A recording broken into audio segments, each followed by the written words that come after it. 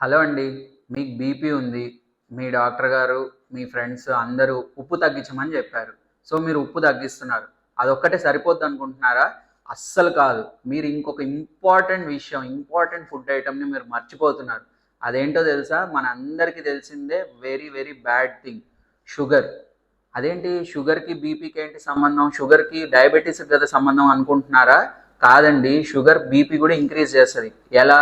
Sugar తింటే మనకి insulin resistance అనేది ఉంటుంది. వన్స్ ఇన్సులిన్ రెసిస్టెన్స్ ఇంక్రీజ్ అయిందనుకోండి, ఇన్సులిన్ వల్ల అది కిడ్నీ మీద యాడ్ అయ్యి మీకు సోడియం అండ్ వాటర్ రిటెన్షన్ అనేది ఉంటుంది. సో బాడీలో వాటర్ అనేది ఎక్కువ ఉంటుంది, సోడియం అనేది ఎక్కువ ఉంటుంది. సో సోడియం అంటే ఏంటి? మళ్ళీ సాల్ట్.